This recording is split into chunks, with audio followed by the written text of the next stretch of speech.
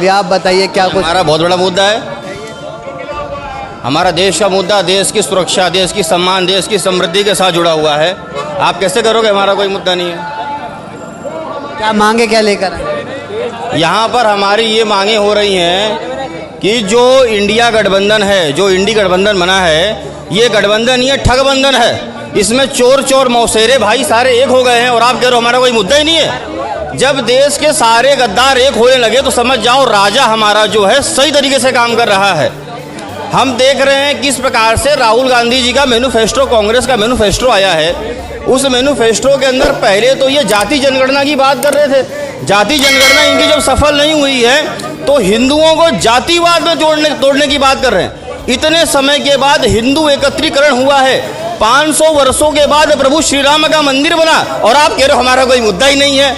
इतने वर्षों के बाद धारा 370 खत्म की, आप कह रहे हो हमारा कोई मुद्दा ही नहीं है। इतने वर्षों के बाद हमने CAA जैसा कानून लाया, घुसपैठियों की पहचान करके बाहर भगाने का काम कर रहे हैं, आप कह रहे हो हमारा कोई मुद्दा ही नहीं है। मैं नहीं कह रहा हूँ, आपके जो साथी थे उसने बोला था कि हमारा कोई मुद्दा नहीं है। नहीं, उसकी बात को दोबारा दोहराया। हाथ हथेली की 5 उंगलियां एक बराबर नहीं होती हैं।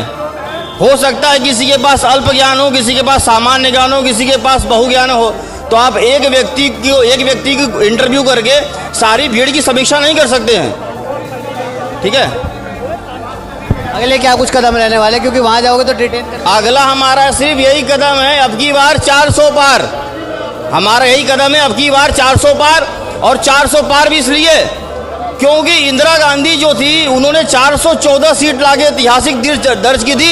इस देश में कभी इतिहास में नाम लिखा जाएगा तो माननीय नरेंद्र भाई मोदी का नाम लिखा जाएगा। सर्वाधिक सीट लाके विजय प्राप्त करने वाले प्रधानमंत्री का नाम लिखा जाएगा। सर, विपक्ष तो ये भी लगातार ये भी बातें बोल रहा है ना कि अगर 400 पार हो गए तो हमारे संविधान को खतरा, संविधान बदल देंगे।